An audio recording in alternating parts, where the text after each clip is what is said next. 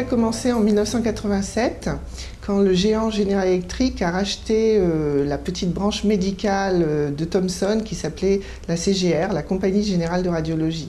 Peu à peu, nous avons vu nous rejoindre des cadres de plus en plus venant d'Amérique.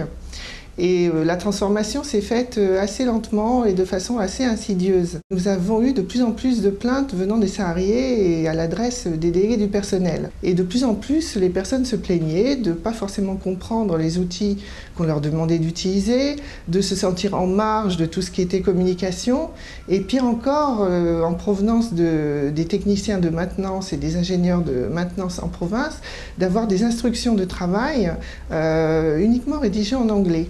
Là, il y avait clairement un problème de sécurité qui se posait. Il faut savoir que nous fabriquons des appareils de haute technologie qui utilisent les rayons X, donc des appareils dangereux. Il nous a semblé quand même curieux pour le moins que des ingénieurs censés réparer, installer ce genre de machines avec aussi des déplacements motorisés, des choses un petit peu pointues, reçoivent leurs instructions de travail uniquement en anglais. Dans le temps, on avait le français, l'anglais, l'espagnol, suivant les pays. Un bon niveau d'anglais était devenu un critère non seulement d'embauche, mais de maintien dans l'emploi. On a vu pas mal de collègues soit mal notés, soit même licenciés 1 an ou 2 ans après avoir été mal notés, au prétexte que leur niveau d'anglais n'était pas suffisant.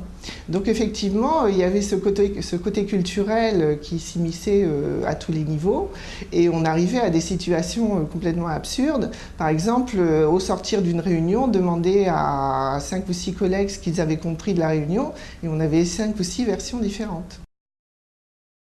Nous avons dans un premier temps essayé de mettre la direction devant ses responsabilités.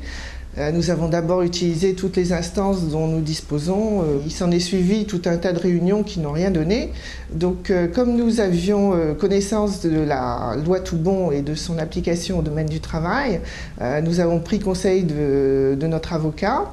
Nous avions aussi saisi l'Inspection du travail qui nous avait dit que l'action lui paraissait tout à fait recevable, et nous avons attaqué la direction en justice en 2004. Nous avons gagné en première instance et la direction a été mise en demeure de traduire les documents à l'usage des travailleurs sur le sol français. Par contre, cette loi Toubon, il faut savoir qu'elle a une limite.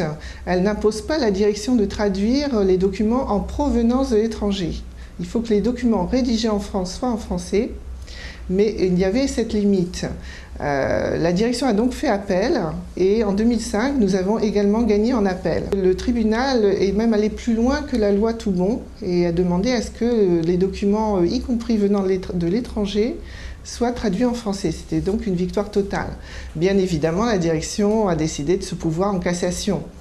Paradoxalement, cette force qui nous avait été donnée par le tribunal a été également une faiblesse parce qu'il y avait matière à casser le jugement, dans la mesure où le tribunal était allé plus loin que les textes légaux. Nous, à ce moment-là, nous avons pris en considération l'intérêt des salariés, nous avons essayé de sauvegarder ce que nous avions obtenu et nous avons accepté de faire une négociation avec notre direction qui a abouti à un accord très équilibré qui est, une fois de plus, tout à fait en faveur des salariés. Donc tout ce qui est vraiment utile au travail, toutes les instructions de travail et toutes les communications sont en français.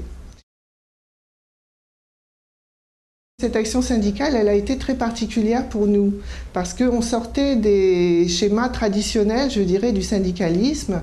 On ne se battait plus seulement sur des questions de salaire, d'horaire, d'emploi, mais sur quelque chose de très fondamentalement idéologique. Pour une société américaine, imposer la langue anglaise est quelque chose de foncièrement idéologique. Donc il a fallu que nous expliquions ce que nous faisions. Nous avons fait très attention à ne pas être taxés d'anglophobes, parce que ce n'était pas du tout notre propos. Et nous avons constamment mis notre action sur le terrain de la discrimination. Bien évidemment, les personnes qui étaient le plus lésées, je dirais, par l'usage exclusif de l'anglais, étaient les moins qualifiées et les plus âgées. Pour nous, syndicalistes, c'était une situation tout à fait intolérable. Il faut savoir aussi que Général Electric Médical à Buc est une entreprise dont la population majoritaire est cadre. Donc parmi cette population, il est assez difficile d'admettre qu'on n'a pas forcément un bon niveau d'anglais. Donc cette action-là a été beaucoup plus populaire au niveau des ateliers que parmi les cadres. Mais malgré tout, nous avons eu de nombreux soutiens de cadres qui estimaient tout à fait légitime qu'on puisse travailler dans sa langue à partir du moment où on n'était pas forcément dans des secteurs internationaux. Nous étions les premiers à avoir fait ce genre d'action en justice. C'est donc une jurisprudence qui a été créée en 2006. La direction a été lourdement pénalisée, elle a dû payer des sommes très importantes, ce qui fait que maintenant ils font très attention de rester dans le texte de l'accord et de le respecter. Dans le quotidien, nous pouvons dire que pas mal de choses ont changé.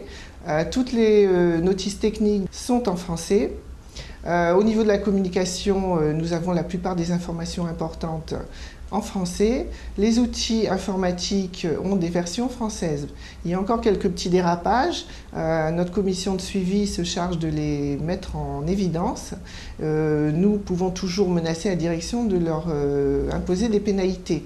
Un autre effet dont nous sommes très fiers, même peut-être celui dont nous sommes le plus fiers, la relance de l'emploi de toute une catégorie de personnel qui malheureusement battait de l'aide. Le secteur de la documentation et de la traduction est reparti et travaille maintenant de façon très satisfaisante. Ces personnes-là étaient menacées de perdre leur emploi. Au niveau d'autres entreprises, cette action a été très utile. Pour certains, ils ont envisagé de mener une action similaire. Pour d'autres, il leur suffit de menacer leur direction de mener une action pour que souvent les choses rentrent dans l'ordre.